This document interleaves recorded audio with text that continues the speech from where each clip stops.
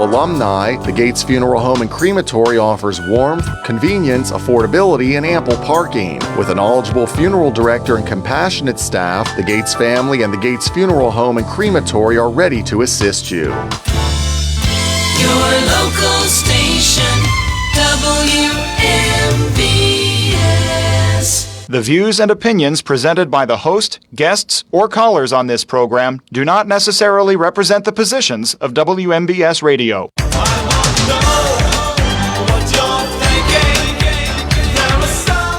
Local station WMBS, and this is the one, the only, often imitated but never duplicated.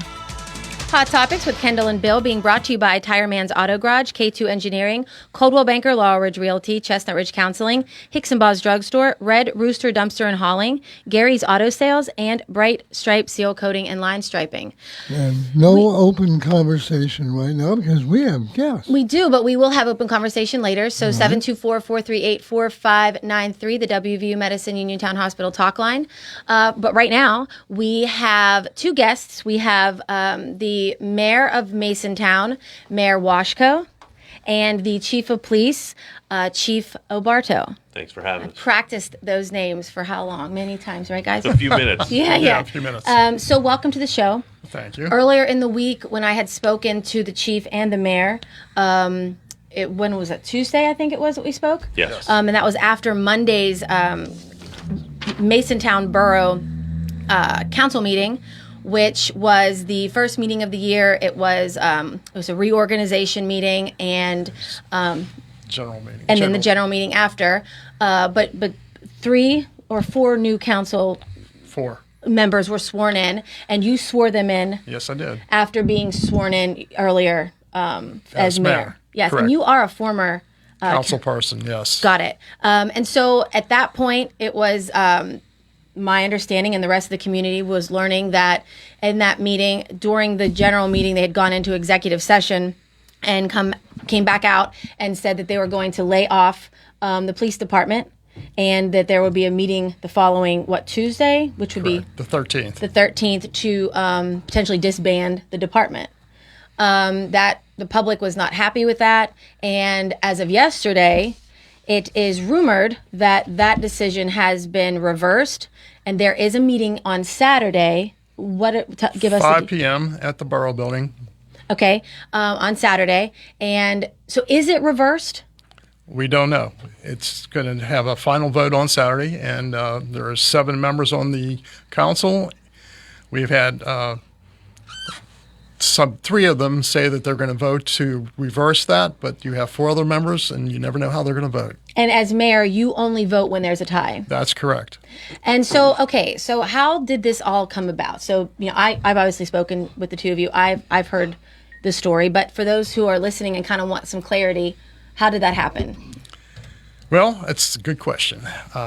We feel that this was somewhat politically motivated, and it wasn't a budget issue because, being a former member of the council on 2025, we voted to fully fund the police department for 2026 with the current budget. So it wasn't a matter of not having funds to pay the police. We feel it was motivated from some other ideas. Okay, and so you had your meeting. We had our meeting. Was this a shock to you? It was that they were going to do this on the first meeting of the year. Okay, which I said, and their reasoning for doing that, so they claim, is that they were going to save the taxpayers' money. That's what they claim. They right. want to lower the millage. But it would be kind of difficult in theory, Bill, if you're coming on 4 new members, if I'm a new member coming on to council, being sworn in at the reorganization meeting now, however you guys do that, and then you go into the regular meeting, then into executive. I wouldn't even had time to look at the books, right? So how do those numbers just magically appear in 4 new council members' minds to come out and say, we've decided after taking a look, because there have not been an opportunity to take a look. That's correct. So now it does seem politically motivated to me. I think it does to most people because you want to come out into a meeting and say, here's what we've come up with. We're going to save this amount, and we're going to do that. And sorry, but we can't have a police department. Oh, also, by the way, right now, Pennsylvania State Police is fully covering the calls for service in Masontown Borough. So there is police protection. However, we talk about this how many times, Bill, for the last how many years? The importance of community policing. The Pennsylvania State Police, they are already stretched very thinly. So and the cities of Uniontown is going through something very similar during midnight shift, which is very concerning to the taxpayers. You could be waiting, instead of 5-10 minutes, you could be waiting 30-40 minutes, depending on what you need them for, right? As a matter of fact, I think I read that that's what Chief said, that instead of 2 to 3 minutes response time, it's now 30 to 45 minutes. Did I get that correct? Yes, sir. Yeah, my officers, on a regular basis, our response time is between 1 and 3 minutes to any incident in the borough. How many full-time officers does the borough employ?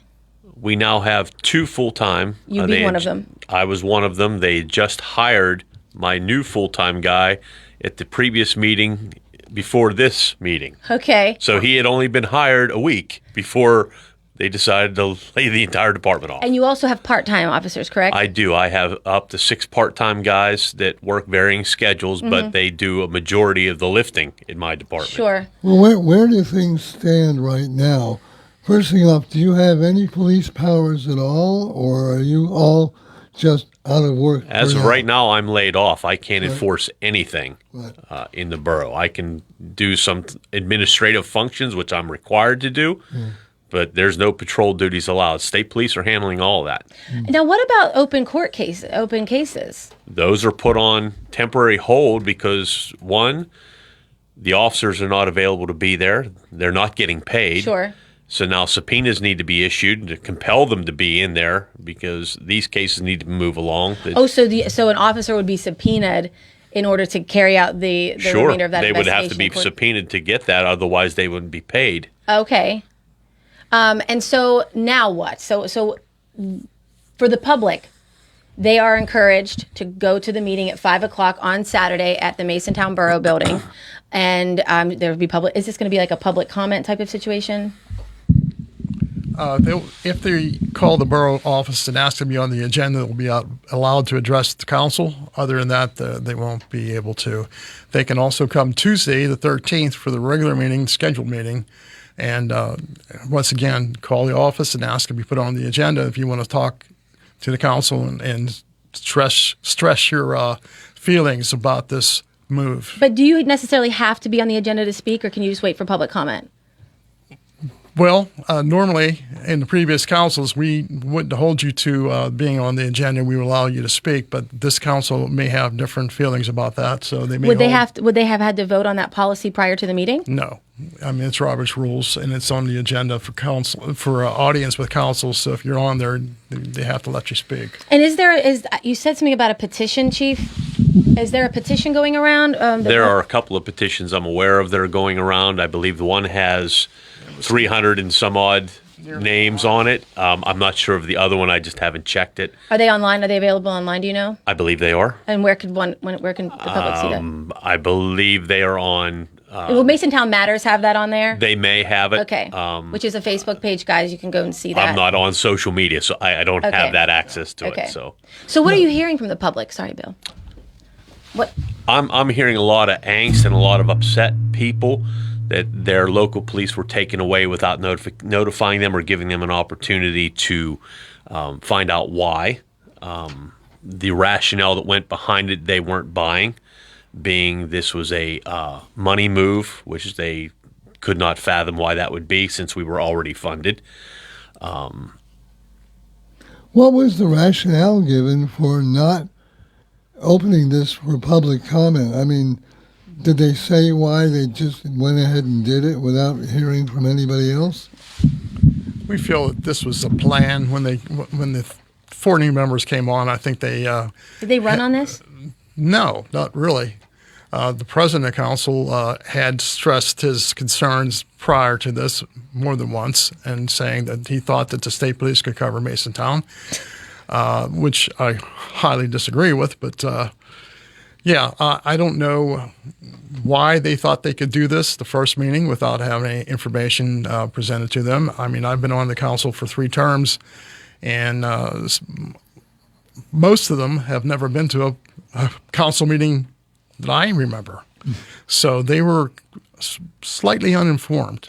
Now, correct me if I'm wrong, but so there were 3 seats open for council during the election. Correct. And then the 4th seat was needing to be, someone had to be appointed to replace you, who was formerly on council and then ran for mayor and won. Correct? That's correct. And and is there some relation to somebody else on council of the person who got sworn in? Yes. And who was that? That was John Carroll. He is the father of Sam Carroll, who is the vice president of the council. Nobody else in town could do it. Family affair. I don't know. Yeah. It was hard to get someone to run. A lot of times people like to sit back and watch what goes on. They don't want to be participators. They want to be spectators. But as needing that 4th spot, could that have been more, I don't know, open to the public for a period of time to give people a chance to put in their application? Or to do it at the reorganization meeting kind of, again, seems pretty plotted out. Well, normally you would. For me. Normally you would advertise that, or it would be on the agenda for the next, on the agenda saying that you were requesting letters of interest. But council could have still functioned, right, without that other spot. Right? Yes, it's not an immediate request, requirement to fill that seat the first meeting. It should have been out there for a while and had the opportunity for people who might be interested in sitting on the council to submit letters, and then the council could have picked who they wanted to do it. But at that meeting, a letter was presented right after the first meeting. At the first meeting, right after the line item was read that letters of interest were requested, and a letter came out and At the meeting. at the meeting. And so has the public, does the general... Out of the vice president's pocket. Out of the vice president's pocket? Yes. Yes, ma'am. So, I mean, I know that's not the main reason why we're having this conversation and why you guys are here, but has the public, are people even aware of this yet? I don't know. I think some of the things that we were talking about have been on Facebook. I don't go on Facebook and post anything. I just not what I do. This is Hot Topics on WMBS, and our guest regarding the dissolution of the Masontown Police Department is Chief, I don't want to say former chief yet, but Chief Timothy Obarto. And did I get that right? Thomas. Thomas. That's what I get for quoting a... Don't worry, that's okay. I was on the news media, Timmy, so we're okay. I copied it from from one of the news stories on our local TV, and Mayor Michael Washko. I know I got that right because I asked him. District Attorney Mike Auble has gotten involved in this, and he's basically come out and said that he's going to be looking into this. Or where does that stand right now? As of right now, letters were sent to the members of council From? the district attorney. Okay. That letter indicated to them that, one, they had exercised an action which was blatantly unlawful With the Sunshine Act. with the Sunshine Act, and that his office was going to continue to follow that up in as far as they were going to gather more information, and he requested that they had to protect and preserve all records, documents, etc., including cell phone records, text messages. Yes, he's going to find out exactly what was done and why this meeting was conducted the way it was conducted. For the listeners who aren't aware, Mayor, can you explain how a potential violation of the Sunshine Act could occur and really does, it screams to me that there's definitely, well, I shouldn't say definitely, it looks like a violation of the Sunshine Act because of how?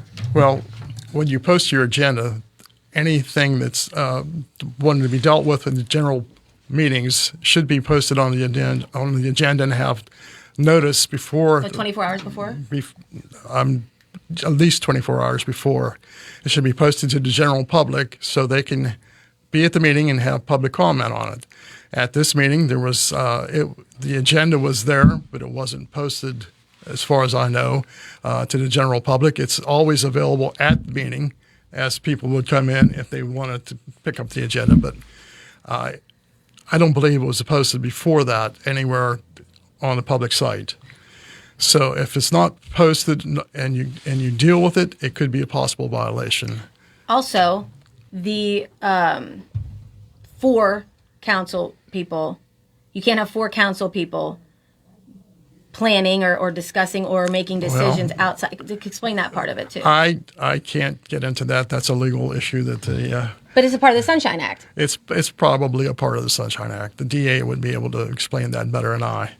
So it's it's my understanding that if we're all on council here, it's one thing if you and I say, God help the council, by the way, with Kendall and I, but that's another matter altogether. It's one thing if you and I say, off the record, hey, here's what I'm thinking about. But if all 4 of us are in a group text message, if you will, we can't be making decisions like that outside of it being in a proper situation. It's pretty much constitutes a quorum, and you can't have a quorum outside the meeting and discuss any public business.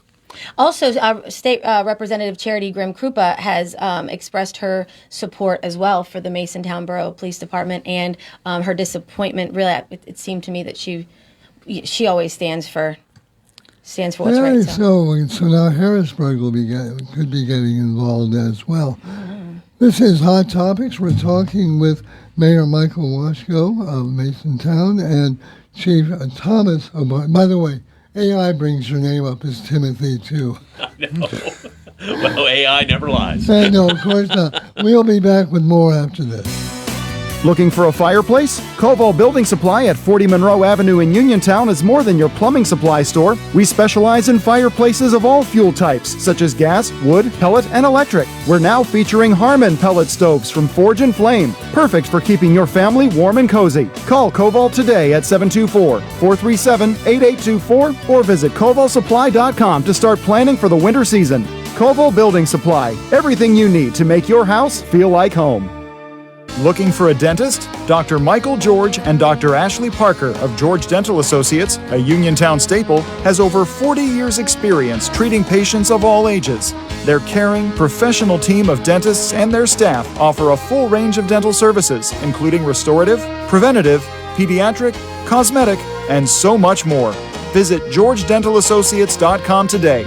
That's georgedentalassociates.com and find out how they can enhance your smile through the art of dentistry. WMBS High School basketball coverage is proudly sponsored by the law firm of Goodwin Como. Voted Fayette County's best attorney, Benjamin F. Goodwin, and the award-winning Goodwin Como team have been trusted by your friends and neighbors for nearly 2 decades. From estate planning and administration to personal injury, workers' compensation, property matters, family law, and criminal defense, they deliver dedicated, personalized representation when it matters most. With 2 convenient offices in Uniontown and Bell Vernon, visit GoodwinComo.com or call them at 724-438-1616 for your free initial consultation. Goodwin Como, righting wrongs, securing justice. Hi, I'm Jason Brady, the owner of Brady's Rad Cafe, the new restaurant in Uniontown Mall near JCPenney's. Join us for our selection of unique burgers and hot dogs, steak and meatball hoagies, and more. Always fresh and made right here by friendly people in a welcoming throwback atmosphere at Brady's Rad Cafe. No frozen fast food, always fresh and fun at Brady's Rad Cafe in the Uniontown Mall near JCPenney's. 439-2323. For 24-hour emergency service, call us when you need. We're Fayette Heating and Air Conditioning, your service company. Be prepared for bone-chilling winter weather. Have Fayette Heating and Air Conditioning install a Bryant high-efficiency furnace in your home to replace that old worn-out system you now have. Choose Bryant's Plus 90 gas furnace or other quality heating system to keep yourself and your family warm and toasty this winter. Fayette Heating and Air Conditioning will also keep your present furnace running at peak efficiency with their 15-point safety check and cleaning. Call Fayette Heating and Air Conditioning today for your appointment. 724-439-2323. That's Fayette Heating and Air Conditioning, your Bryant dealer, Route 119 north of Uniontown, located near Laurel Mall. Call Fayette Heating and Air Conditioning, 439-2323, 439-2323, 439-2323, 439-2323. Your mental health is your most valuable asset. With 55 years of experience serving Western Pennsylvania, Chestnut Ridge Counseling Services is ready and able to assist you with all of your mental health needs. Offering over 20 specialized treatments, open access, and just-in-time scheduling means that you receive the treatment you need in a time-conscious fashion. Chestnut Ridge Counseling now offers telehealth, mental health urgent care with immediate access to a mental health professional with no appointment necessary. Call 724-437-0729. That's 724-437-0729 for mental health urgent care at Chestnut Ridge Counseling. Outpatient care options include individual, group, and family therapies, mental health and psychiatric evaluations, and medication services. Outpatient care and services are also available for patients under the age of 18, geared towards youth-centric problems and concerns. Take control of your mental health care with Chestnut Ridge Counseling Services. Call 724-437-0729 to set up an appointment or speak immediately with a mental health professional. WMBS. Local station WMBS. Hot Topics. Our guests are from Masontown, addressing the current dissolution of the Masontown Police Force is Mayor Michael Washko and Chief Thomas Obarto. And for the listeners, if you're just tuning in, we are live streaming on our WMBS Facebook page, so like and share the show. Share this one especially because this has definitely been a hot topic, and people can catch up later if they're not able to listen right now. For those who are interested in expressing either in support of or disappointment with council's decision to possibly disband the department and get rid of it, you can go to the meeting. There's a special meeting on Saturday, this coming Saturday, the 10th of January at 5 p.m. at the Masontown Borough Building. Off the air, we were kind of recapping and is there anything else we need to touch on? And Chief, you have some things that you would like to share with kind of how this came about in a way from your perspective? Well, like you said on interviews that you feel there was some personal. Yeah, I've been very outspoken on the matter. Yeah. This was not about money. This was not about millage. This was not about taxes. And I can have facts to back that up. For example, the meeting was never put out to the general public for this particular line item. Mm-hmm. Okay.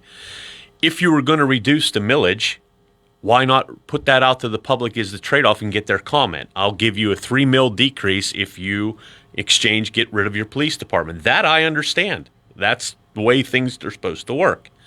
You now go into a meeting and you swear in 4 people, and 2 minutes after their butts are in the chair, they're making the biggest decision in Masontown in 20 years with no facts to back it up. And to add, not only swearing in 4 people, but one of those 4 was appointed and happens to be the father of Vice President of Council. Well, there's more relation there on council besides him.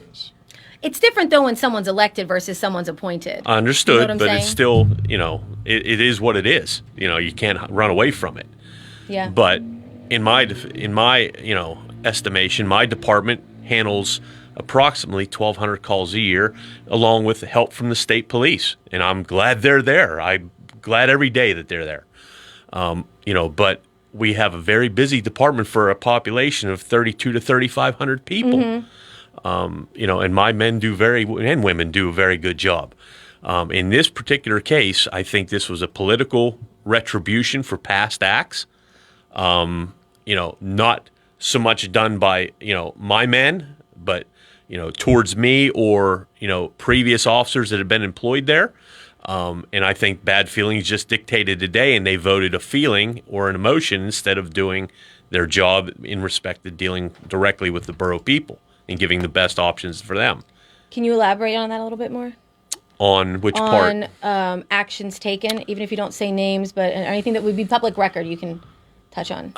Well, the department has had some encounters with people on council that resulted in actions taken that that are public record that can be looked at. Other items that I can't go into because of different confidentiality agreements, but however, there are, things that had occurred that I thought had gone by the wayside, but obviously held on to. It had nothing to do with the department doing something illegal. It had nothing to do with the department being, lazy. It was far from that. This was directed directly at me. And my men, but directly more so at me. And to the detriment of the public now. Yes, the public was not aware that this was about to occur. We weren't aware this was about to occur. And when you execute something like this, I forewarned them at that meeting. I said, do not make this decision without thinking it through. And again, it was made. Did the solicitor have any input during the meeting, or? The solicitor did his job. The solicitor advised them on what they could and could not do. Whether they heed his advice is on them, but I'm sure that our solicitor, who's done very well for that borough, would have advised them directly on the ramifications of this action. And obviously you're seeing the fallout from it now. Because the solicitor, for those listening who aren't, don't follow these kinds of things typically, the solicitor is there really to advise, but the solicitor can't say, hey, stop, guys. The solicitor isn't there to give their personal opinion. That's correct. They are there to advise on the legal options available to them. Now, let me ask you this. So there was a meeting, the first meeting of the year, which was the reorganization and then the general meeting. Why was there already a meeting? Was there already a meeting scheduled for that this coming Tuesday? Our regular meetings are the second and fourth Tuesdays of the month, so that would be our regular schedule. Oh, you meet twice a month? Yes. Oh. Yes. At 6 o'clock at the Borough Building. Okay. So that was already regular in place. scheduled meetings, unless they wanted to change them during reorganization, and they had the right to change them, put them any time, any day they wanted, and they kept them the same. So. Yeah. Well, one of the stories here we're talking about is that one of the reasons they said they took the action they did was that Masontown is a low crime area, and I have heard you dispute that. Yeah, in my talks with the actual council, that person that is now looked at that councilman looked at one monthly crime report that I issue every month, and took one number from one case and said, well, this number dictates that we don't have any crime here. I would say, well, if you've only had one larceny in Masontown Borough in a month, then the police are somewhat doing their job. But you didn't take the whole thing into account. You didn't look at a yearly stat. You didn't look at anything. You didn't have time to look at anything. You didn't approach me before you got elected and ask me what the crime was there. You did nothing of the sort. And that tells me that this was prearranged and hatched.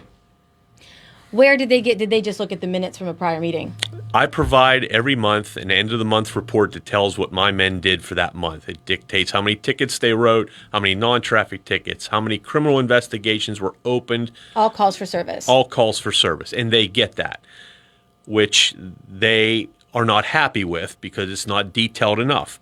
They could have come to me and asked that, and I would have gladly given it to them. It's not a secret. It's not anything that I'm hiding. Also, I mean, that's typically how that happens during a meeting. Any sort of whether it's a township or a municipality or a borough. I mean, you have the director's reports. The chief goes up and gives a brief. Very open in those meetings to discuss with them anything they wish to discuss. And if there's something I need them to be aware of, I tell them. So, again, you guys, you can go to the meeting on Saturday the 10th. It's tomorrow at 5 p.m. at the Masontown Borough Building. If you would like to be a part of that meeting for the discussion. I mean, I wish that it would be live on WMBS. We definitely need updates. I think some hard questions need to be asked and answered. And I don't think they need to come from me. I know the answers to the questions I have.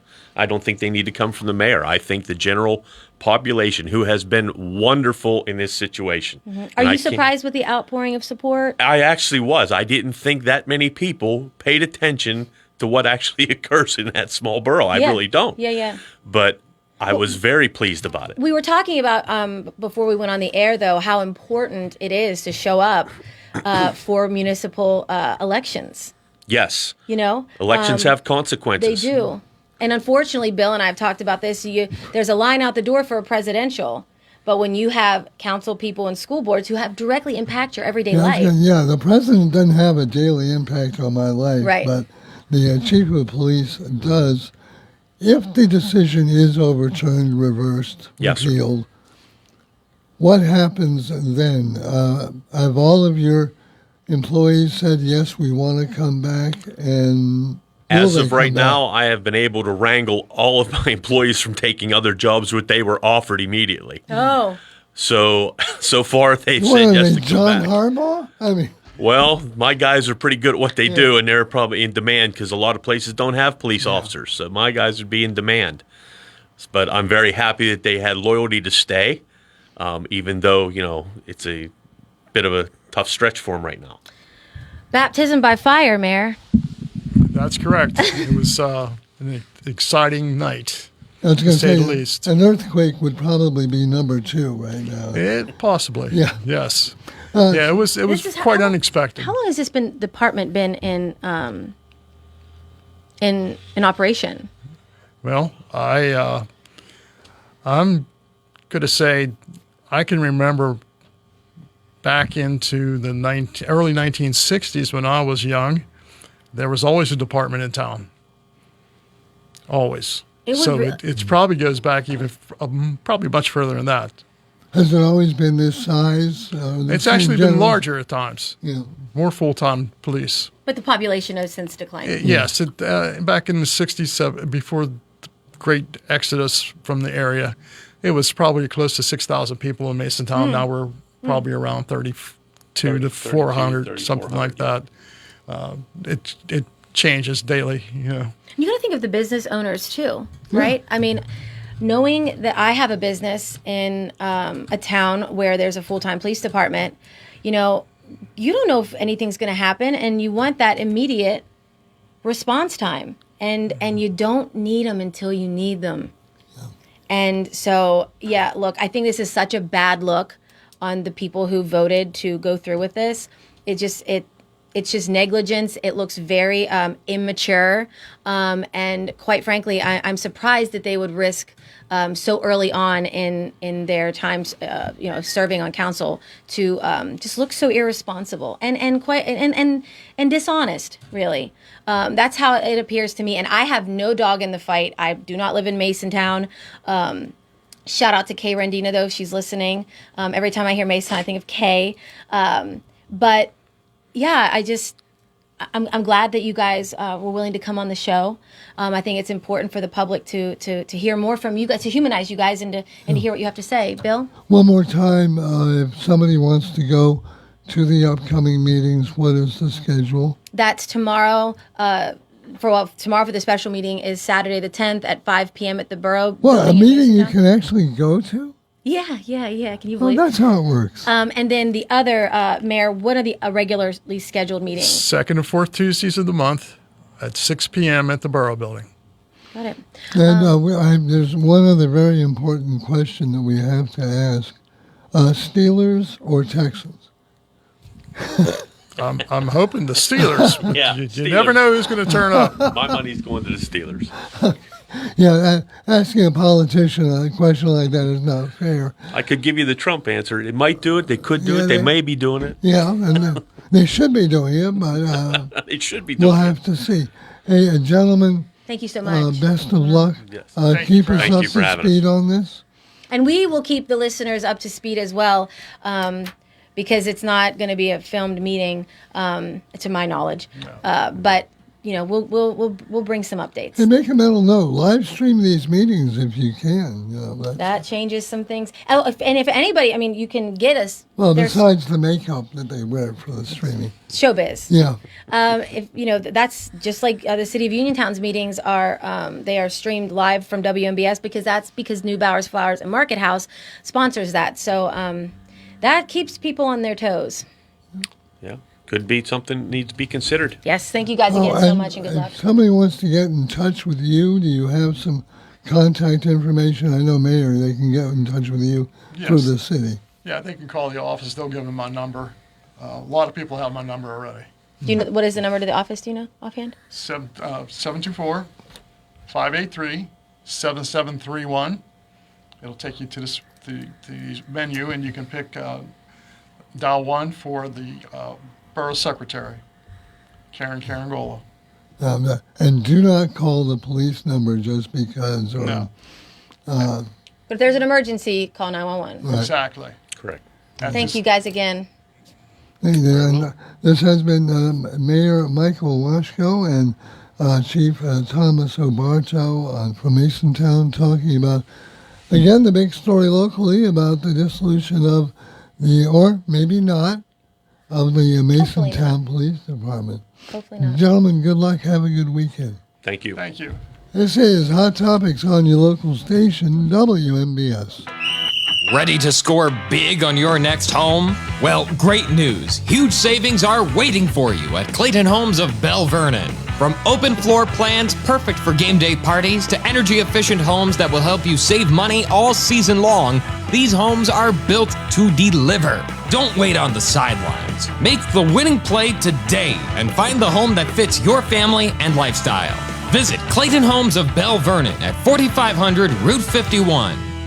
Pizza King's in Connellsville is your go-to lunch and dinner spot with a full menu of mouth-watering pizzas and so much more. Using a deck oven helps our pizzas stay extra crisp, so if you haven't tried a slice lately, what are you waiting for? From our 50-slice King Carnivore to veggie pizzas and even pickle pizzas, Pizza King has the pie to match your taste. Pizza King's, 1046 Morrell Avenue in Connellsville. Call 724-626-8343 or visit pizzakingswithaz.com. Businesses come in all shapes and sizes. Integrity doesn't. For more than a century, the Better Business Bureau has set the standards for how businesses should operate honestly and ethically. So when you're looking for a business you can trust, check to see who's BBB accredited and who isn't. Always choose the Better Business. Look for the BBB seal because it's looking out for you. That's why it's the sign of a better business. And find a better business anytime at bbb.org. Feeling lucky? Your next big jackpot is waiting for you. Visit the casino at Nemacolin in Farmington, PA for the ultimate casino experience featuring the hottest table games, daily promotions, big-time giveaways, and an exciting variety of premium slots. And after, celebrate your big win with a juicy burger at the Royale while you watch the big game. Hotel packages available. Visit CasinoNemacolin.com for more information. The Casino at Nemacolin. Game on. Gambling problem? Call 1-800-GAMBLER.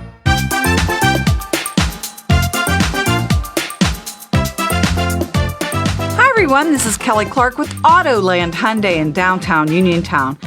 724-208-5281. What makes buying your next vehicle for me worthwhile? I make it a very easy 5-step process. You look, you shop, you ask, you decide. And I listen.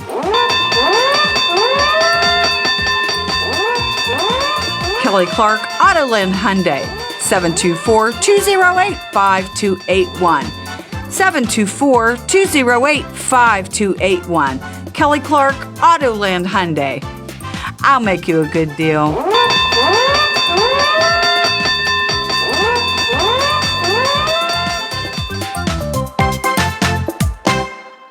Having Hicks and Buzz Drugstore in Uniontown means reliability, quality, and service. Pharmacists Stephen Harper and Seth Miller gladly answer healthcare questions and take care of your prescription needs. Hicks and Buzz also offers free prescription delivery, mail-out service for snowbirds, and dependable courteous service, all part of their good neighbor way of doing business. Hicks and Buzz Drugstore, 304 Morgantown Street, phone 724-437-2828. Open Monday through Friday, 9 to 6, Saturday till 3, closed Sunday at Hicks and Buzz Drugstore of Uniontown.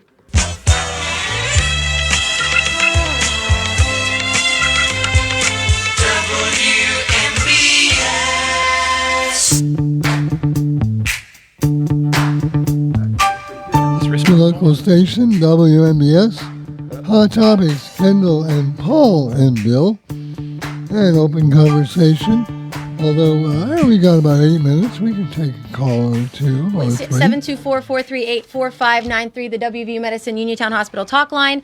The phones are now open. Just to recap, though, we had the police chief from Masontown, Chief Obarto, and Mayor Washko. They were just on the show. You can go back and watch after we're finished airing at 3 o'clock. So please like and share this. Yeah, please like and share this one because this is important information. There is a meeting Saturday, tomorrow, the 10th, at the Masontown Borough building, and it's going to be at 5:00, and you can go and express your feelings and public comment about the possibility of council that they want to disband the department. And again, it's just, it smells.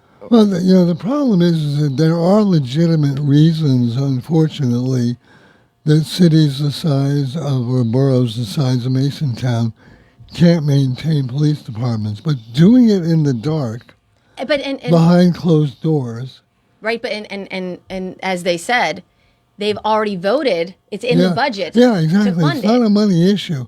And I imagine that when Paul heard this story, he said, "Boy, I wish I was still working in the newspaper, because this is the kind of a story that you can sink your teeth into." Yeah, part of me did, but and part of me didn't. not all. You have 3 new council people being sworn in, and then a seat was available to be for someone to be appointed because the current mayor, newly elected mayor, he was formerly on council. Right. And then at the first meeting, without opening it up to the public, you have someone appointed who is the father of the vice president of council? That's crazy. Well, now, that being said, the vote was 6-1. So, okay. Yeah, there he is. So motion passed. Well, again, there's been Facebook traction on this, and there's been, that's where a lot of the action has taken place. And WMBS, of course, okay? Oh, yeah. But this is not anything that the newspaper does or that the radio station does. It's when the people find out about it. Mm-hmm. So you'll see politicians, no doubt, weighing in on Masontown. That's just, their influence is nil on this if they're outside of Masontown. These are people, the citizens there, who are up in arms, who say, we don't like this and we want to hold you accountable for it. So they're holding this meeting, in my view, because of the public pressure, because they're getting a lot of phone calls. Everywhere you walk, people are saying, what the heck are you doing? And maybe even stronger language. Okay. Mm-hmm. So now the system is working because they're responding to not media pressure, not Facebook pressure, not outside politician pressure. They're responding to constituent pressure. Well, yes, but when you say politician, I don't think that, for me, that doesn't include the district attorney who said he's going to look into this as far as it being against the law, what they did, right? I mean, that could be some of it too. If it's a sunshine law violation, but I don't know that it is or isn't at this point, because you can have you can't really deliberate and make a decision.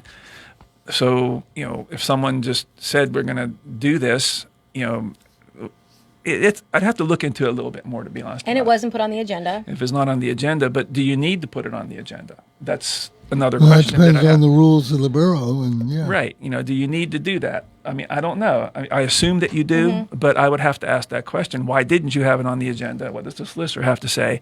What does the Pennsylvania Newspaper Association person have to say? Because and Kendall said it best. The problem is it's a bad look. It is. It's terrible. I mean, as I said, this is something that could be very easily debated out in the open. Do they need a police force? But to do it like this... It's very selfish of them to think to take their own personal interests and feelings and whatever the case and put it over what the public wants. Well, my question would be is if it was budgeted, which I read that it was budgeted for this year, right? Yes. So what are you saving? I don't know how much was it mentioned when they were here on the radio. The council never presented those numbers. Right. Okay, so it's budgeted for. Didn't they pass their budget for 2026? Yes, last year. So the line item should be for the police department. Yep. There it is. Yeah. As a reporter, I would go find that if it's there. If it's not there, and they were passing a budget and leaving it up in the air, then there's maybe legitimate reason to say we don't have money for it. If that's not the case, there should be money on the line item for the police department in the budget. Yeah. Then I would say if you're saving $1 or $100,000 or $100,000 or $1 million, it doesn't matter. Since you're cutting this out or want to, what are you going to use that money for? Legitimate question. And they were saying that one of the things was so they could cut the millage rate. But nobody has made a proposal about how much or when or where. 4 of these people have never opened one single part of that book to Right. know. They had just They literally would been look at the sworn in. ledger and go, huh? Yeah. Again, it's a bad look. I'm surprised, even if that was their plan, right? Even if that's exactly what they intended to do. I mean, come on, you got to be better politicians than that, Masontown Borough Council. Right. You've got to be better at being shady because you're not doing a good job at it right now.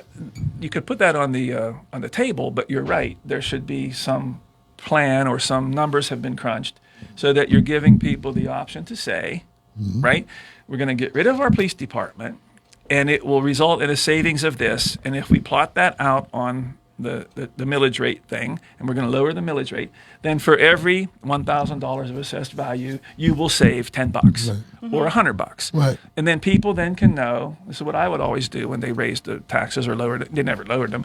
But you go out and you plot it, and I would say if you have a $50,000 assessed property house, this is what your taxes will go up. If it's $100,000, here's there. And then people could take the number and do the math for their own individual case, because there weren't that many $1 million houses in Fayette County, so it didn't go that high. But then people can say, like, you know what? That's a lot of money for me to save. I'm in favor of getting rid of the police department. Or some might say, I don't care about that $100. Exactly. I want my police department. Exactly. Or they could say, well, we're not going to lower the rate, but we're going to use this money to fix all the potholes, or or buy some blighted properties or things like that. Tear down dilapidated houses or structures, right?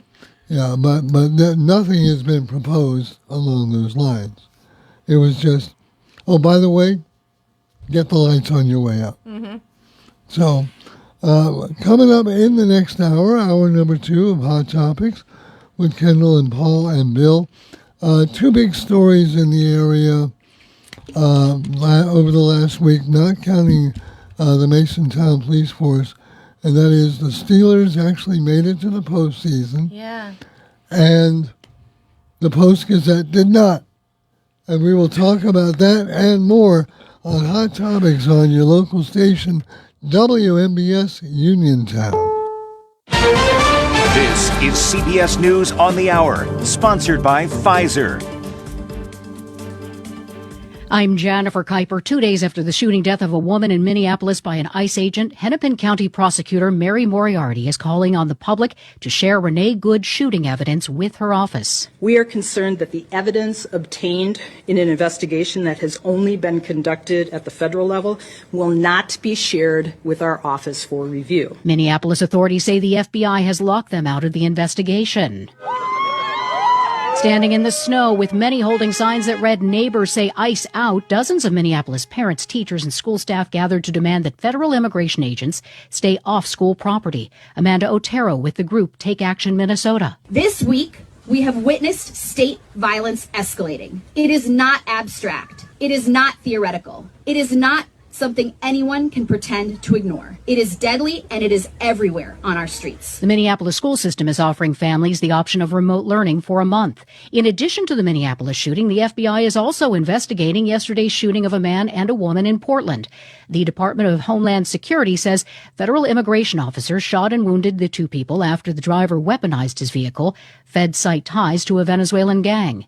The U.S. captures another oil tanker with ties to Venezuela. CBS's Olivia Rinaldi with the latest. This is the 5th tanker that has been seized by U.S. forces since they began this campaign. And officials tell us we should expect more of these tankers to be seized, especially as the U.S. is imposing more stringent restrictions on some of these tankers leaving Venezuela. President Trump is meeting with oil executives at the White House today. He hopes to secure $100 billion in investments to revive Venezuela's oil industry.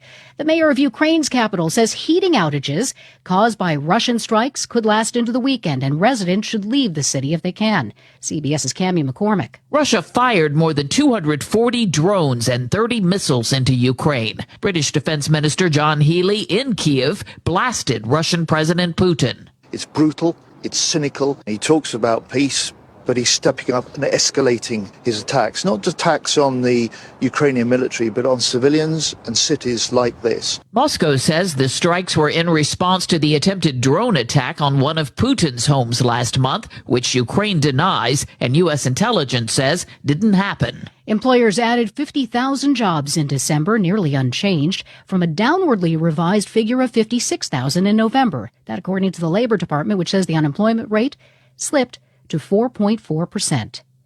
This is CBS News. You still got it, but your immune system weakens as you age, making it harder to fight flu, pneumococcal pneumonia, RSV, and COVID-19. Ask your doctor or pharmacist which vaccines you need. Sponsored by Pfizer. We all hear the Another chance to win big with WMBS and the PA Lottery is going on now through January 31st. Just be the sixth caller to 724-438-4593 when you hear and win $30, $1, $500 a week for life PA Lottery scratch-off tickets. With the Pennsylvania Lottery's new $500 a week for life scratch-off, the $500 just doesn't happen this week. It happens week after week after week. Benefits older Pennsylvanians. Must be 18 years or older. Please play responsibly. At Davis & Davis, we understand that facing legal challenges can be overwhelming. That's why we're here to guide you along the way. This is Attorney Jim Davis. With over 45 years of experience, our team is dedicated to fighting for your rights and making sure you get the maximum amount of money that you deserve. The best part is you won't pay us a penny until we win your case, and we will win your case. If you are hurt, injured, or need help with workers' compensation, call us today for a free consultation. Call 724-437-2799 and get the protection that you deserve. For the first time in 23 years, the University of Miami will play for college football's national championship. Here's CBS's Steve Kathan. Miami quarterback Carson Beck ran for the deciding touchdown with 18 seconds left in a 31-27 semifinal win over Ole Miss on ESPN. Takes off only Carson Beck with his legs. Puts Miami on top. Beck said later, in the face of adversity, when we had to respond, we responded. Feels real good to be a Cane, baby. I'm so proud of this team. I'm so thankful for all these fans, man. This is who we do it for, man. The whole city. The Hurricanes will play the winner of tonight's Indiana-Oregon game for the national title. Steve Kathan, CBS News. A federal judge has dismissed Salt and Peppa's lawsuit to reclaim ownership of their master recordings from Universal Music Group. The judge sided with the recording giant, saying the group never owned the copyrights to their sound recordings. Jennifer Kuiper, CBS News. The award-winning local district and statewide news is being brought to you by NovaCare Rehabilitation, a leading provider of preventative and rehabilitative services to promote physical wellness for patients of all ages and abilities. In your neighborhood with new state-of-the-art facilities on 104 Delaware Avenue in Uniontown. Call 724-437-0556 for NovaCare. And now to the news. And good afternoon. It is 2:05. It is cloudy and 62 outside the Davis & Davis Attorneys at Law Studios. Injured call today for your free consultation, 724-437-2799. Your local station, 590 AM, 101.1 FM, WMBS. I'm TJ DeStefano. Sports and weather will follow the news. Prosecutors say a Fayette County man held his girlfriend captive for days and beat her with electrical cords. Police responded to the couple's Redstone Township apartment in December after receiving a call from concerned neighbors. Charges against Kevin Fields include unlawful restraint with serious bodily injury and aggravated assault. The Trib says that a Westmoreland County jury acquitted a Monessen couple of child endangerment charges after hearing the case in court, leading to emotional relief for the parents of their supporters outside the courthouse. Prosecutors had alleged that the couple left their young children in extremely unsanitary and unsafe conditions, but the jury ultimately found them not guilty of the charges.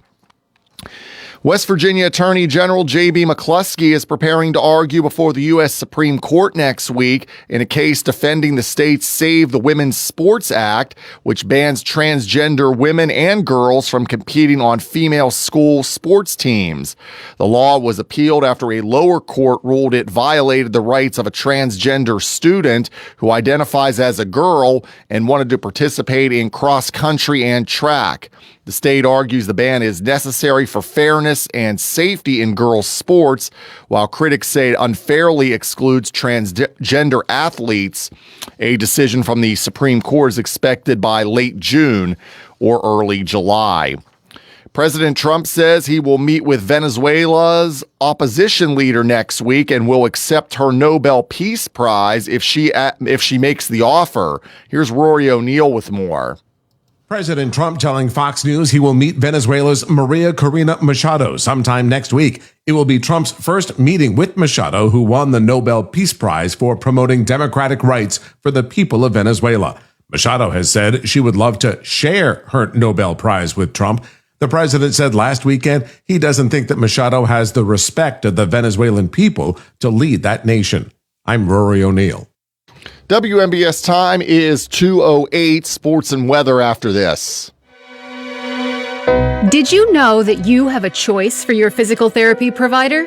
NovaCare Rehabilitation offers same-day appointments, and oftentimes you don't need a prescription from your doctor to see us. We will make sure that you are treated as an individual and will work directly one-on-one with you to help achieve your goals. You have tried the rest, now try the best. NovaCare, Delaware Avenue in Uniontown. Phone 724-437-0556 to schedule your appointment today. In sports, tonight's the C. Harper Auto Group High School Sports Night on WMBS as Uniontown visits Laurel Highlands. Our Sprouse Insurance Group pregame is at 6:45, and the game will start at 7:30. We'll have it on the radio as well as video coverage on the WMBS YouTube page. The Penguins, they're 21-12-9 and have now won 6 in a row. They'll host the Calgary Flames tomorrow afternoon at PPG Paints Arena. Face-off will be at 3:30, and then the Pens are in Boston on Sunday night to take on the Bruins at 5 o'clock. Steelers, they're 10-7. They host the 12-5 Houston Texans at Acrisure Stadium Monday night in the wild card round of the playoffs. We'll have the game on WMBS. The pregame is at 7:30 with kickoff at 8:15. Cloudy, a few showers for the rest of the afternoon. 63 will be the high. Cloudy and 40 tonight. Rain 56 tomorrow. And mostly cloudy and 34 on Sunday. Right now it is cloudy and 62 outside of our Davis & Davis Attorneys at Law Studios at 2:09 on this Friday. I'm TJ DeStefano.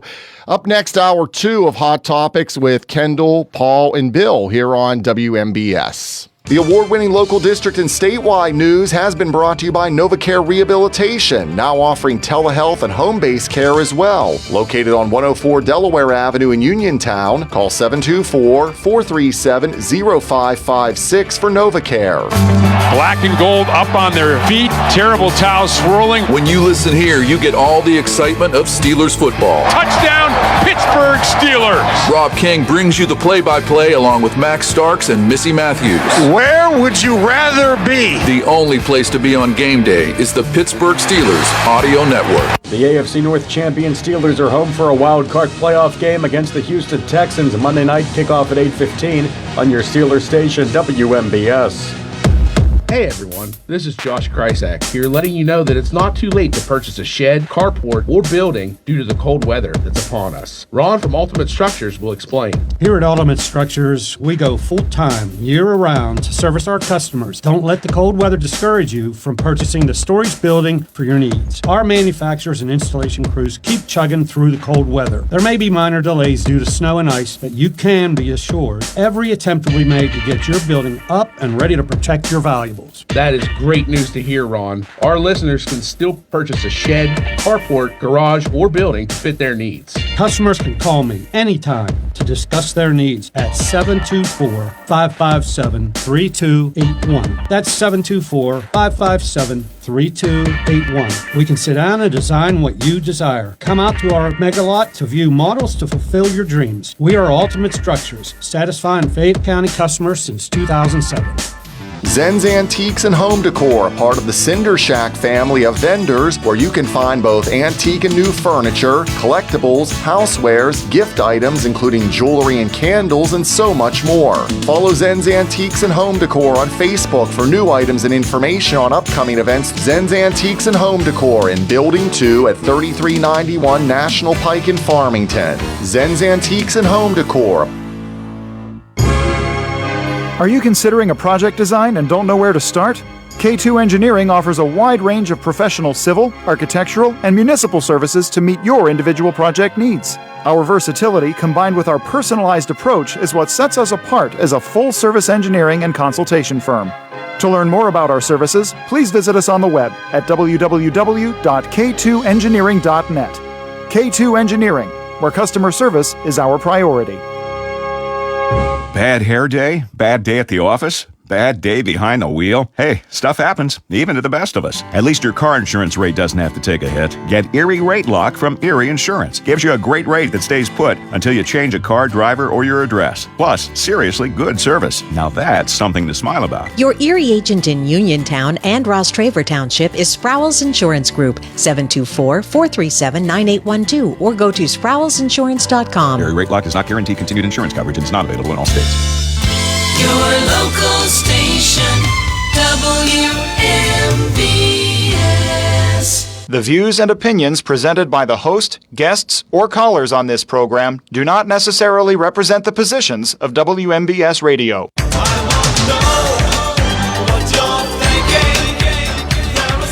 Hot Topics, Kendall, Paul, and Bill on your local station, WMBS. We are being brought to you by Tire Man's Auto Garage, K2 Engineering, Coldwell Banker, Laurel Ridge Realty, Chestnut Ridge Counseling, Hicks and Ball's Drugstore, Red Rooster Dumpster and Hauling, Gary's Auto Sales, and Bright Stripe Seal Coating and Line Striping. 724-438-4593, the WVU Medicine Uniontown Hospital talk line. The phone, the lines are open. We already have a call. We have a call. Wow. Popular. Yeah, so we will go right to the WVU Medicine Uniontown Hospital talk line. Hi, you're on Hot Topics, and who are we speaking with? You're speaking with Mark from Republic. Hey, Mark. Hey, Mark. Yeah. Hi. Hey, I was just listening to about about the police, the closing. This is more directed towards Paul. Back in the early 70s, if I recall, Richard Nixon had this we call it federal revenue sharing. You recall? Remember that? Yeah, I remember the program. Yeah. And when that happened, if I recall, Redstone Township, we had like the biggest police department we ever had. They had like 11 police officers on it. Some were full-time, some were all part-time. Has that all gone by the boards now, I gather? You mean the police department or the funding or the program? The funding. I couldn't answer that question with authority, but I would think that since the Nixon administration, I would venture to say that it probably doesn't exist in the same form, or that's why you don't have 11 members in your police department. Yeah. Okay, because I remember that when he announced that just about a year or two after, we had a large police department here in Redstone Township. I was surprised, because of that federal revenue. I guess they must not have it anymore. Well, my guess would be if they did still have it, you'd see a lot more townships with cops in Fayette County. Yeah. I can't see how it would have survived several administrations that try to cut the budgets. Right. That being said, maybe somebody who's in local police departments who knows something about it would give us a call. Yeah. And let us know. Yeah. Anything else, Mark? I guess with the Pittsburgh Post-Gazette's going to close down in May 5th, you said? May 3rd. Yeah. May 3rd? Yep. So Pittsburgh will not have a daily newspaper in 240 years then? Right. Is that it? And not only that, I just looked this up. When that happens, Pittsburgh will become the biggest city in the country without a daily newspaper. Now, there's already a city, Atlanta and New Orleans, don't have a printed newspaper, but they have online newspapers. The Post-Gazette's shutting down print and online. And online. Yeah. Yeah. So, yes. I guess things are, it's a new age. I guess Denmark got rid of its post office, too, I guess. They're getting rid of their postal service, Denmark. Well, they're not going to need to deliver mail to Greenland anytime soon. Probably not. Yeah. But I guess because people are using, email and whatnot, but I guess Denmark's supposed to be, I guess they're closing down their postal service first time, 400 years, too. Wow. I guess nobody has, pen pals anymore, I guess. Oh, God. And of course, Charlie Brown can never do it without the ink getting all over his head. So, yeah. Hey, Mark, thanks a lot, man. Have a good week. Right. Bye-bye. Take care. Bye. So I might as well, Atlanta and New Orleans have online editions of the Journal-Constitution and the Times-Picayune, my favorite newspaper name of all time. the Nolans Times-Picayune. Yeah. But Pittsburgh will now become the biggest city with no news. Salt Lake City also does not have a print edition. So, and Paul, you spent your career at traditional printed newspapers, and so I imagine this hits a little hard. Does it come as no surprise? No surprise. Oh, really? No. When you look at the dynamics, the economic model is hard to sustain. You can keep doing it, but to have a print edition, number one, is like tilting at windmills. For the same reason that Mark says that they're closing the post office in Denmark or whatever, right?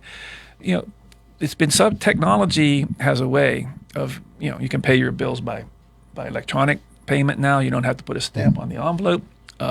So it cuts down on the efficiency of having a daily mail delivery. At some point, I think the United States will have it maybe every other day or 3 days a week, because it's just not efficient to do it every day now when you don't have the revenue coming in.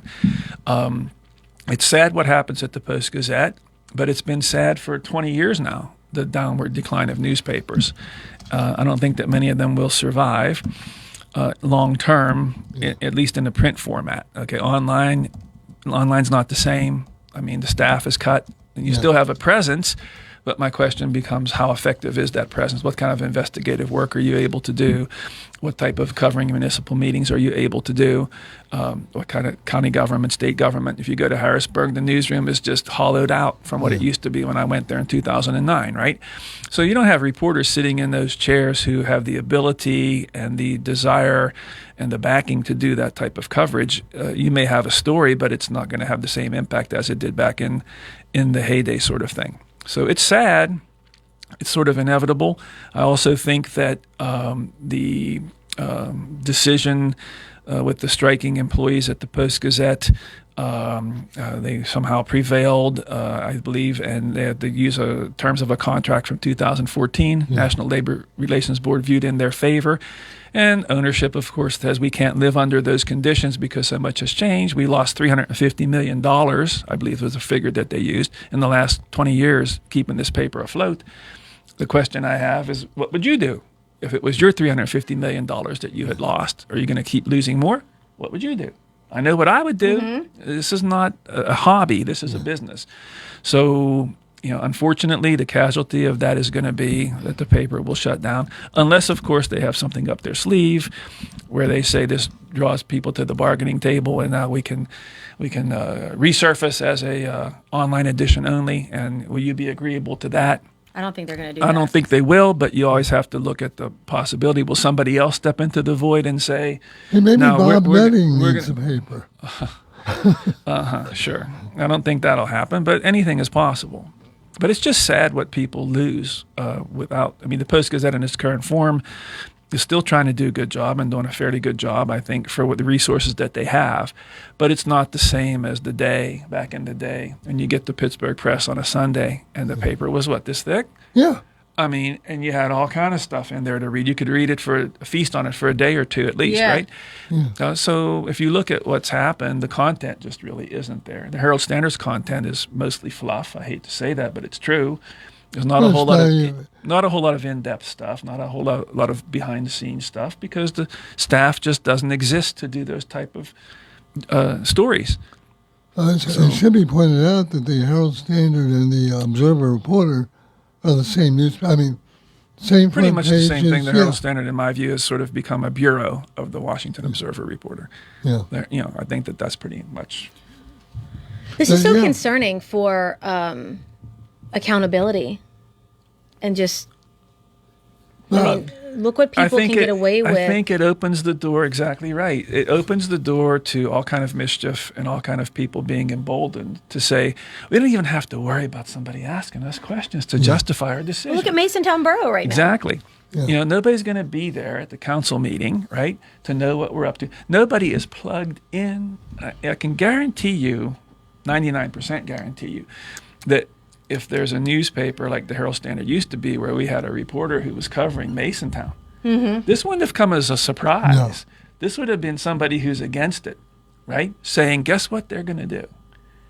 Or guess what they just did? And you make the calls, and that's where you would know about stuff before it happened. a lot. And you don't have those type of reporters that have that ability to cultivate those sources. You have sources in town. You talk about them all the time, right? Newspaper people have sources as well, and they would know everything that's happening before it happens for the most part. And you could then plot your story and, chart it sort of like, I'm going to call this person. Hey, I'm going to call. Is it true that you're doing this? Are you going to do this? And then they say, no comment.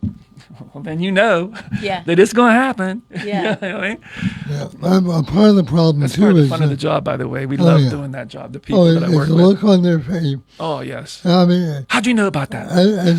All the time. As a friend of mine who was also a reporter once said, you could hear them tighten up over the phone. No doubt.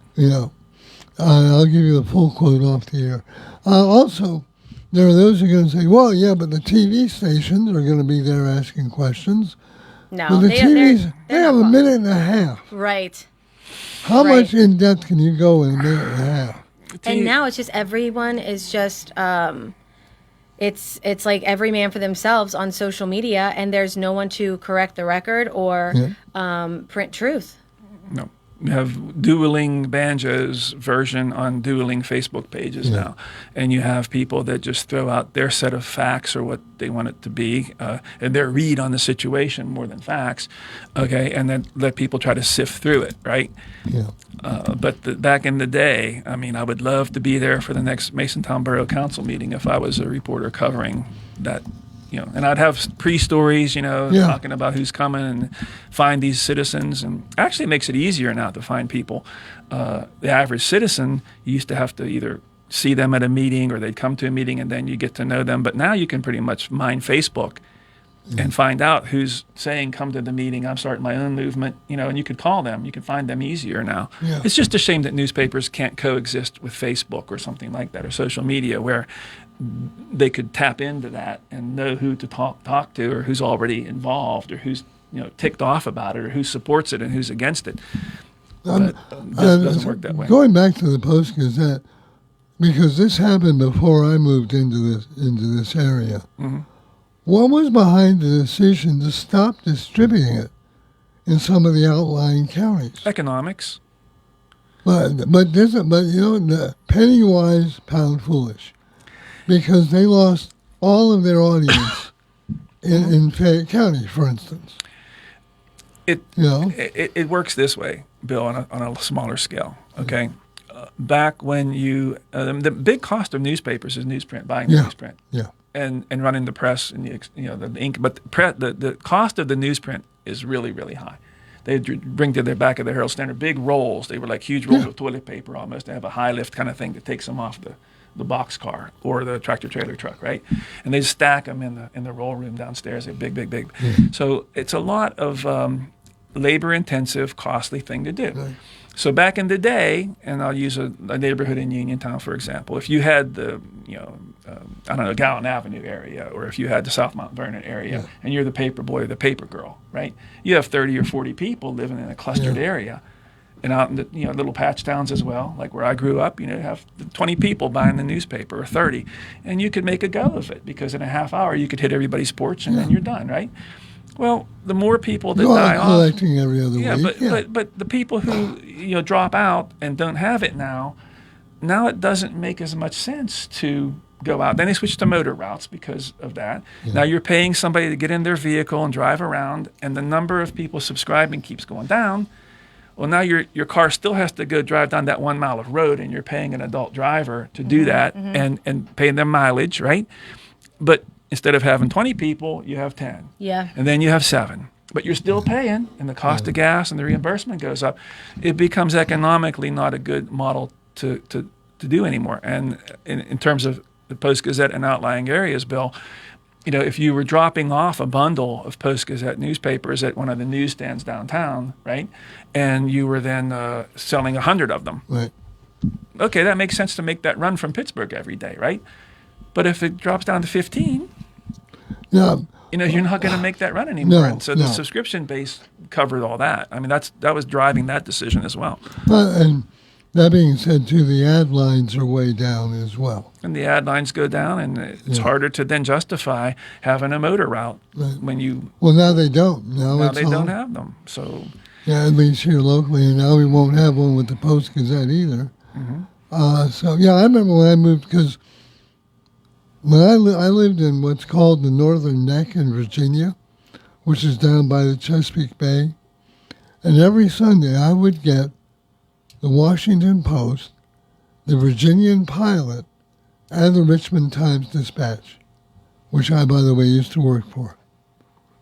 And, yeah, I was one of the guys that drove the vans to the carriers and dropped off the newspapers. So I have seen those ginormous... The bundles, yes. And the roll, the bundles with the wire and the string, yes. Yeah, anyway, the point is, this was 10 years ago. And somebody said, basically, we're going to have the Washington Post, the New York Times, the Chicago Tribune, and the LA Times, and that's it, as far as actual newsprint. And again, that's a little scary, too, because then you have fewer and fewer diverse opinions and ideas getting out there, too. I think one of the critical big mistakes, and it may have staved things off for a while, but I don't think it would have stopped that freight train. We had these discussions about the Herald Standard when the web came out, the internet, should we put the paper online for free, and should we do it? And I was against that, and that was not, I was in the minority on that. And they said, well, why? And I said, it's stupid. I mean, you're selling a product. Nobody can make any money giving away their product for free. You can't build automobiles and sell Dodges or Chryslers or Fords if you're giving cars away for free. And you can't cut hair if you're doing it for free. And once you start giving it to people for free, then they're not going to want to pay for it at all. And that's exactly what happened across the board. The Dominion Post in Morgantown didn't go free. You had to pay for it online to even see it online, right? And I think that they eventually, I don't know, that a paper got sold and they may have gone to online version now. So they're caught up in the same dynamic, but I think they staved it off a lot longer, right? And people don't want to pay. People might not know this, but the vast majority of the newspaper revenue came from advertising. And the advertising subsidized the cost of the subscription. So when you come down to it and you ask the average person, would you still want to keep getting a Herald Standard that was this thick on Sunday, or a Press or Post Gazette, but would you want to pay $300 a year for it, or $400 a year for it, and pick up the cost of production? They don't want to do it because they're used to getting it for free. I'd rather go to a free site, even though it's maybe not as comprehensive, and that's where I'll go and get my news. I don't want to pay for the product. Yeah, because I remember the Napster era. When with the music. Everything online should be free. That was the idea. Right. And so publications that put up paywalls, they didn't get any subscribers. Yeah. And that's the problem now, is that you can go and get news for free everywhere. But is it real news? Is the product any good? Gene Simmons said, I'm glad you mentioned Napster, Bill. You got a good memory. Gene Simmons of KISS had an interview. You can watch it on YouTube. And he was being asked about the music business. And he said, look, it's done. He said from like 1958 until 1978, 80, or 88, you can name 100 iconic bands and artists, okay? Since then, you can't name any. He said, don't tell me Nirvana because they had 2 albums and they were done, okay? Because he said the record companies, similar to newspapers, don't have the money to go out because people want music for free, and it's all drum tracks and stuff now. They don't want to take a chance on signing this group, developing them, giving them a chance. Your first album didn't do too well, but we're going to cultivate that. We're going to hire producers for you. We're going to keep going at it, and then they eventually catch fire, let's say. And then they have consistent music time and time again, but you're paying for that content. You're paying for those guys that are good songwriters and good musicians to craft their songs and polish them up, and then you're putting it out there with a marketing effort. Nowadays, that doesn't It'll be exist. all AI music soon. It'll all be AI music, and it'll be junk. but nothing new, because all AI is doing is going out there and sending all the drum tracks and all the other stuff that's available for free. They're putting it in a memory bank, and and they're copying it. But they're copying it in a sort of a complicated Very way. savvy way. In a savvy way. All the writing that you see that ChatGPT does, they're getting that from somewhere. Right. They're taking mining press releases that actual people wrote that are very good at it, and they're just like a supercomputer and picking out the best words and the best phrasing, and then they're giving it to you. Napster again was a good example of that, and they managed to shut it down, but Then there was LimeWire too. yeah, and I miss the days of burning CDs. oh yeah. We need to. That's when life was good. But then again, what was the difference in Napster? And gee, I really like that new Bruce Springsteen album. Could you make me a cassette of that? What's the difference there? Cassette. Okay, there were these things and they had recording tape I know on what it. they are, Bill. But if you dub off a cassette off your record, It's not going to be. haven't you just cheated Bruce Springsteen out of his $2 or $3? Yeah, it's copyright. Yes. Yeah. 724. I remember 8 tracks. Nothing better than your favorite song fading in the middle of it, click and fade back up.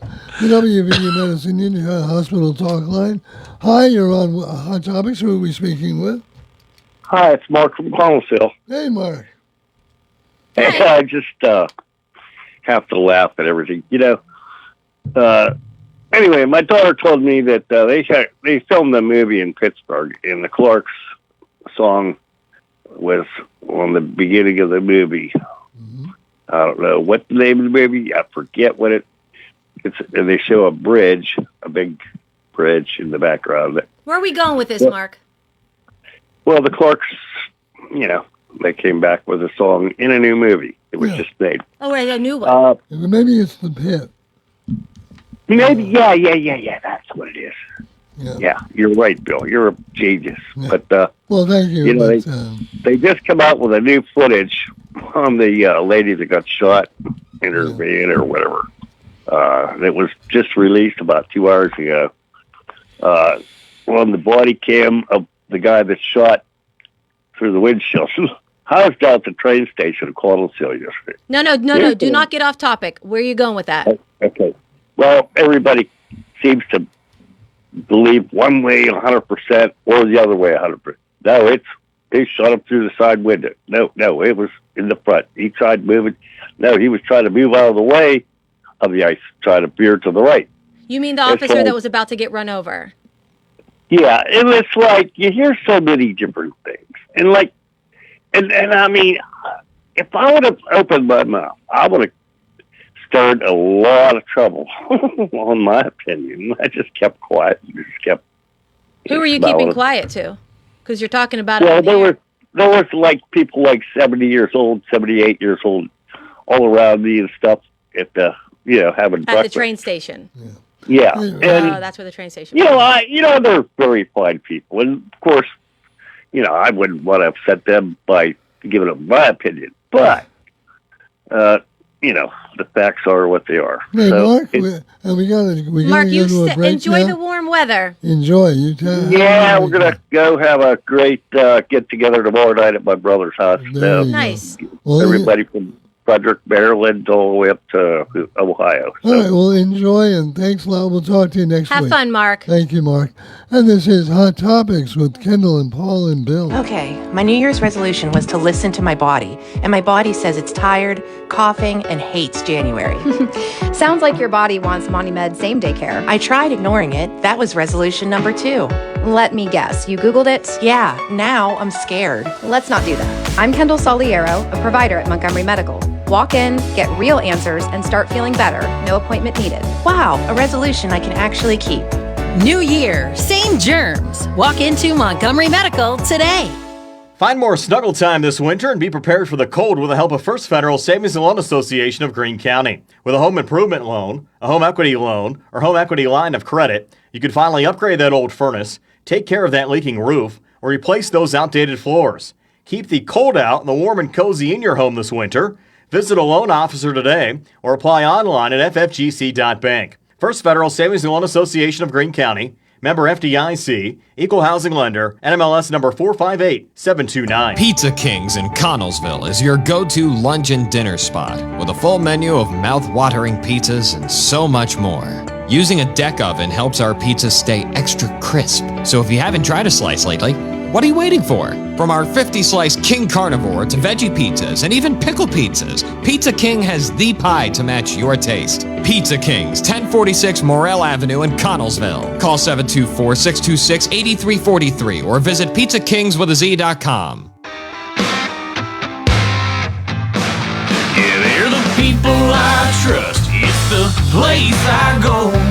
Home Warehouse, where a house becomes a home. Planning on some home improvement projects in 2026? Stop in Home Warehouse on Connellsville Street. Again, voted a Best in Fayette place for windows and home improvements for the past 3 years. Home Warehouse is your one-stop shop for all your home exterior needs. There are beautiful windows, doors, and storm doors that will update your home, keep out drafts, and save on energy. Plus, roofing shingles, metal and commercial rubber roofing, siding, soffit and fascia, railing, as well as flooring, home and gun safes, and dog food too. So for great prices and hometown service, stop in and see Sandy and Donnie at Home Warehouse. Open Monday through Friday from 8 to 4:30, Saturday 8 to 12 noon. Home Warehouse, where a house becomes a home. Businesses come in all shapes and sizes. Integrity doesn't. For more than a century, the Better Business Bureau has set the standards for how businesses should operate honestly and ethically. So when you're looking for a business you can trust, check to see who's BBB accredited and who isn't. Always choose the Better Business. Look for the BBB seal because it's looking out for you. That's why it's the sign of a better business. And find a better business anytime at bbb.org. Having Hicks and Buzz Drugstore in Uniontown means reliability, quality, and service. Pharmacists Stephen Harper and Seth Miller gladly answer healthcare questions and take care of your prescription needs. Hicks and Buzz also offers free prescription delivery, mail-out service for snowbirds, and dependable courteous service, all part of their good neighbor way of doing business. Hicks and Buzz Drugstore, 304 Morgantown Street, phone 724-437-2828. Open Monday through Friday, 9 to 6, Saturday till 3, closed Sunday at Hicks and Buzz Drugstore of Uniontown.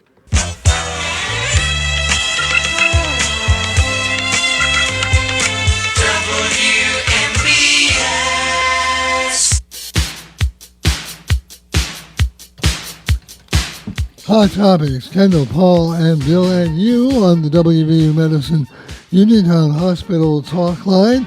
Hi, you're on Hot Topics. Who are we speaking with? Am I on? You are on.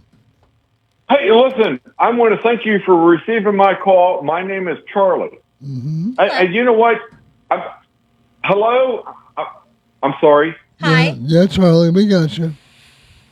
I want to thank both of you for receiving my call. And you know, listen, I'm a baby boomer. I want to say I'm not saying this proudly or shamefully, but this my generation. But you know what? I could remember as a boomer, Kent State. Yes. How many people remember Kent State? Well, at least two people in this room. Okay, you know what I'm talking about. Yeah. There's something that's going. You know, Steppenwolf was a music group, and there was a monster on the loose.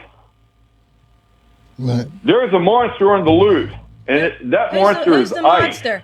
Oh. That monster is ice. Hey, look, they're going around killing innocent people. Innocent it's not of rocket what? science. This is not Einstein over here. Innocent of what? They're killing people. Innocent of what? Don't you understand that? Listen, you can't call in being so aggressive, okay? Yeah. Okay, I want to tone it down. Yes, thank I you. apologize. Because you do have a point to make.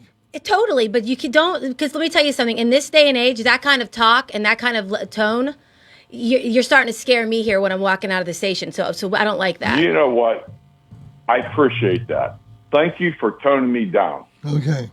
Thank you. All right. But I remember this time and era when the National Guard in Ohio killed college students. What is going on in this country where a poor innocent woman, 3 kids, got killed, and then they say, don't believe what you see, believe what I tell you. Don't believe your eyeballs and your brain, what you're thinking. Believe me. And you know what? It's called brainwashing. And you know what? I know this technique. I don't fall for it. I'm not going to believe my lying eyes. My eyes are telling me the truth, and my brain's in gear. All right. Well, Charlie. Every American should be on that. All right. Hey, Charlie, we appreciate the call, and you're welcome to give us a call calmly. Back again anytime. Take good care, Charlie. Thank you, sir. Hi, you're on Hot Topics. Who are we speaking with? This is Bill. Good afternoon, guys. How y'all doing today? We're doing great. Good. Yeah. I just want to make a comment on the newspapers. How'd that go with the video killed the radio star, while the internet killed the paper? Where you could add to that, paper ink maybe, or cut the paper up or whatever. But that's what's going on with the newspaper. You got Facebook. You can write on Facebook anything you want, and as long as it's not really derogatory, well, I guess it could be derogatory. I guess. You can put anything on here, it's free. I do get the daily paper for Washington Observer, and I enjoy the paper quite a bit. They have Fayette County news in, as well as other counties, and that's a very good newspaper as far as I'm concerned. I do read it real fast, so the headlines, and that's about it. But it's just a shame that things like that are happening. You had the Brownsville Telegraph, you had a bunch of other papers in the area that went down with technology and what have you.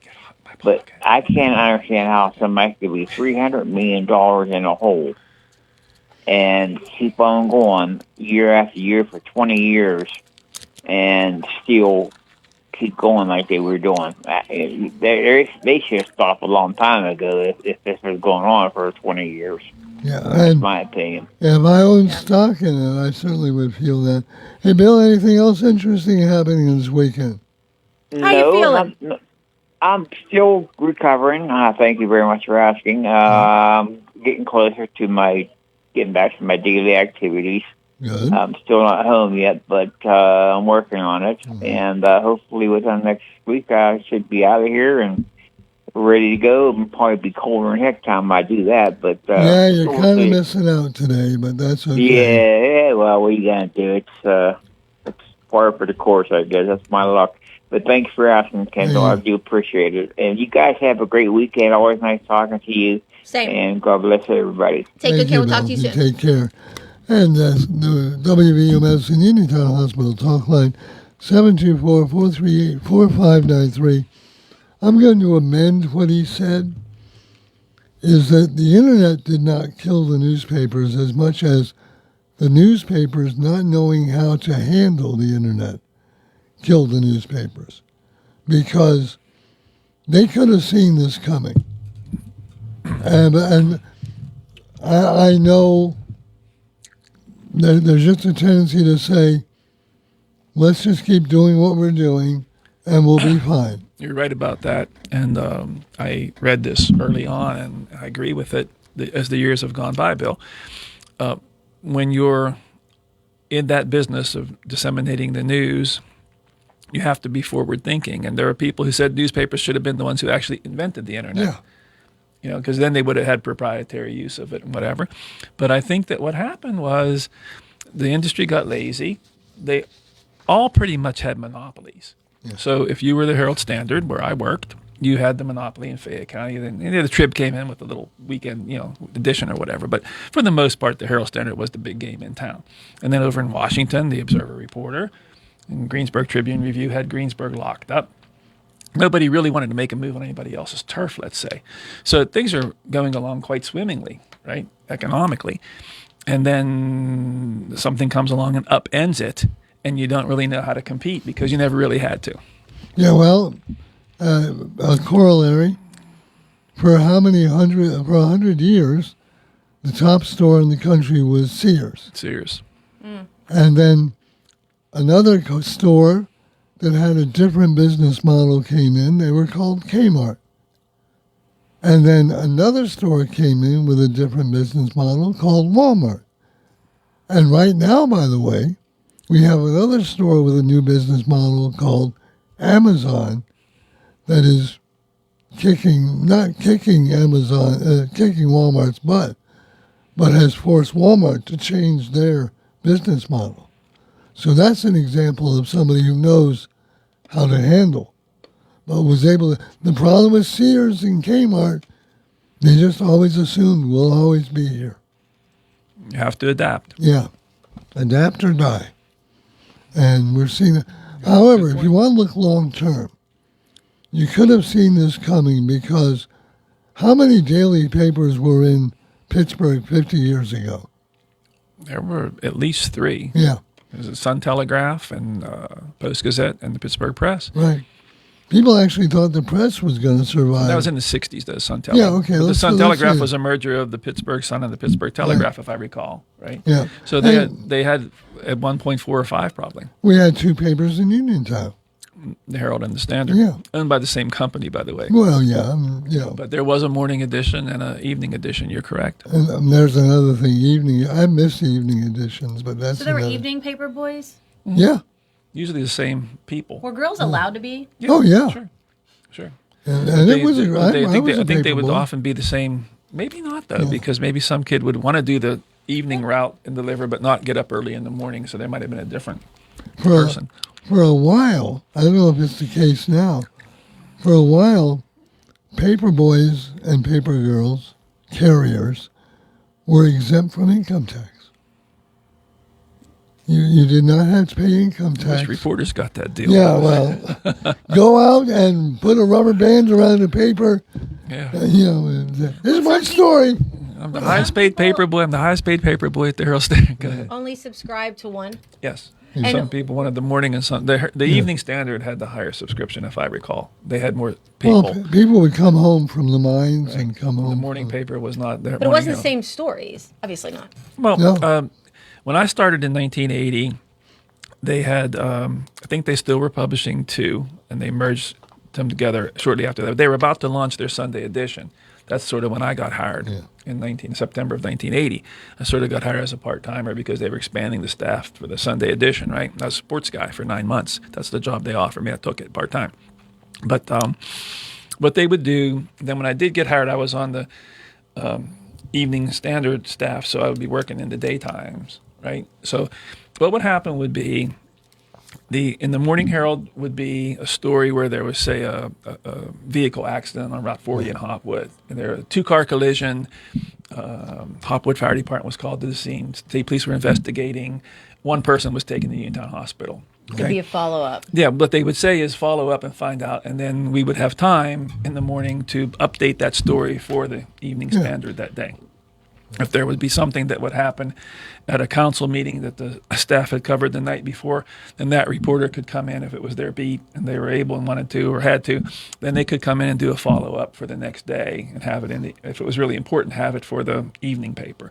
So we would do updates. And then during the day, we would cover the daytime meetings. If you were on the Evening Standard staff, you covered commissioner meetings at 11 o'clock or whatever time they were, and afternoon meetings and things that happened in the afternoon. So there was constant update. And then, of course, if there was new information to the story that you had done for the paper, the Morning Herald staff could do it in the evening for the next morning's paper.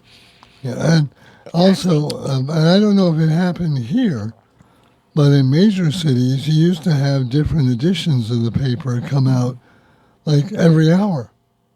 And like the first edition of the New York Times would be 11 o'clock the night before. Mm-hmm. And then one at 2 o'clock, one at 3, the Bulldog edition. Updated sort of continuously throughout the day. And the same thing with the afternoon papers. They would publish around 1 in the afternoon and then 2 and then 5. And that obviously shrank too. And again, a lot of it was economics. New York City in the 50s had like 7 or 8 daily papers. Mm-hmm. Now New York, with 12 million people in the market, has 3, or if you want to count Newsday, 4 papers. I think one of the magical things that happen with newspapers that the average person maybe isn't aware of is that you would have to write these stories under deadline. I mean, when I talked about the deadlines for the Morning Herald, your print deadline may be 11 o'clock. Yeah. And you have to come back from a meeting, and you have limited time. It's a long meeting. I used to cover commissioner meetings 3.5 hours long in the evening, and you come back and have 45 minutes to write your story. Half hour without ChatGPT. Without ChatGPT, never, ever Right. ChatGPT. No, so you have the research reporter's there. with these books. The real skill there is to come back and have an idea of what you're going to put in the story, and writing it in your head as you're driving back from your assignment, right? And what is the lead here? And Bill Madden was hired as police chief or whatever it may be. Maybe there's a frightening thought. So then you got to sit down and we all have these days where you don't feel good. You're not 100%. You're tired. And your mind, even your creativity, bombarded. you're not Yes, tapping into and you sit down and you had to do it. You had to produce something because it had. Well, not only that, but then your editor had to proofread. And then you had to send it to the guy that would typeset it, although later with offset, it was a little different. And yet they managed to get a newspaper to your door every single morning. Every single morning. And that was the beauty of it. High energy. And there's absolutely high energy. Oh, yeah, exactly. This is Hot Topics. We'll wrap things up after this. Take the fact bus. Caring for an aging parent or a loved one with medical needs? FACT, Fayette Area Coordinated Transportation, can help. Seniors 65 and older ride free on our fixed routes. People with disabilities get discounted shared rides. And if your loved one has medical assistance, their trips to doctors or treatment are covered under the shared ride program. Give them safe, reliable independence and yourself peace of mind. Call 724-628-RIDE or visit factbus.com. FACT, your community, your connection. Hey, you looking for a quality pre-owned vehicle? Well, look no more, because with over 200 vehicles, Gary's Auto Sales is the largest used car dealer in the area. Whether you want a car, a truck, or an SUV, you'll absolutely find what you're looking for at Gary's. Gary's has been in business since 1974. You can visit them online at Gary'sAutoSales.com, or you can give them a call at 724-626-8080. Gary's Auto Sales. Many miles, many smiles. Looking for a fireplace? Koval Building Supply at 40 Monroe Avenue in Uniontown is more than your plumbing supply store. We specialize in fireplaces of all fuel types, such as gas, wood, pellet, and electric. We're now featuring Harmon pellet stoves from Forge and Flame, perfect for keeping your family warm and cozy. Call Koval today at 724-437-8824 or visit kovalsupply.com to start planning for the winter season. Koval Building Supply, everything you need to make your house feel like home. Are you looking to list or sell your house? Now is the time to let the professionals at Caldwell Banker Laurel Ridge Realty help you with all of your real estate needs. Caldwell Banker Laurel Ridge Realty has 2 convenient locations to better serve you. In Uniontown area, 724-437-7100, or in Connellsville area, 724-628-7200, and speak with one of our real estate professionals. Visit our website, caldwellbanker.com. We have been proudly serving Western Pennsylvania area for over 30 years and look forward to helping you with all of your real estate needs. Broker Paul Borch Jr.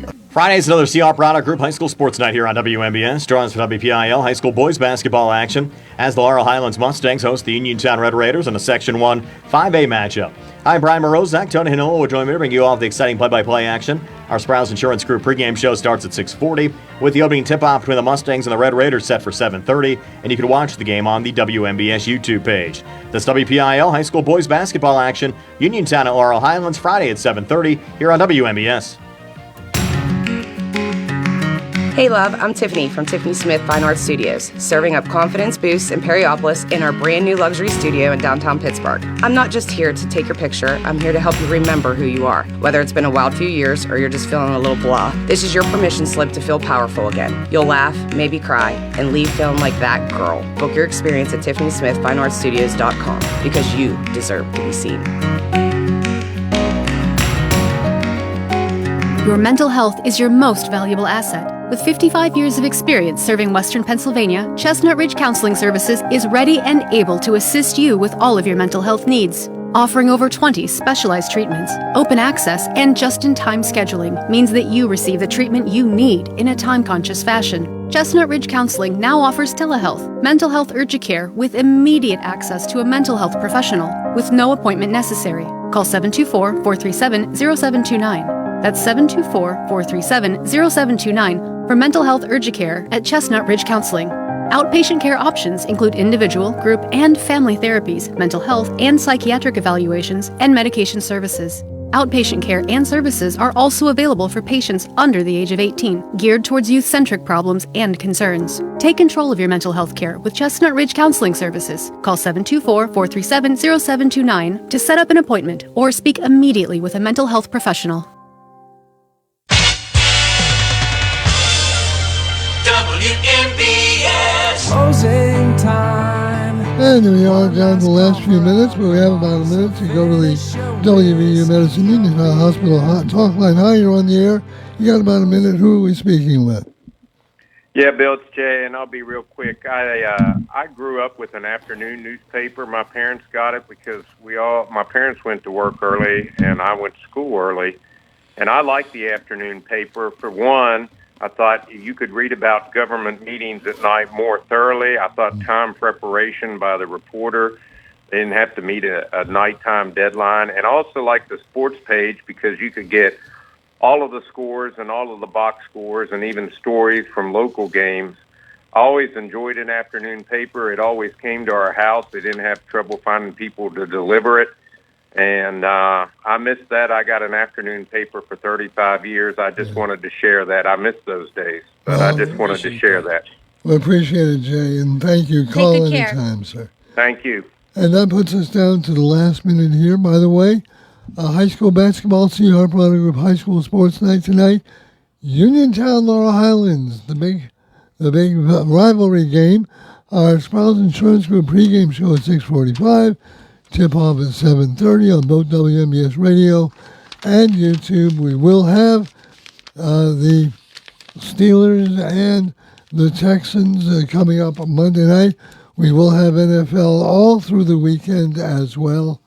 So, all right, Steelers or Texans? Steelers.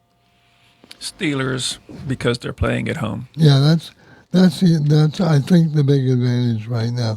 Hey, this has been a terrific show. Again, our thanks to Mayor Washko and Chief Obarto from Masontown. Paul, thanks as always. Paul. Kendall, Thank you, Bill. You too, and we'll have a great week. Democratic Radio Hour is up next on your local station, WMBS Uniontown. This is CBS News on the Hour, sponsored by Pfizer.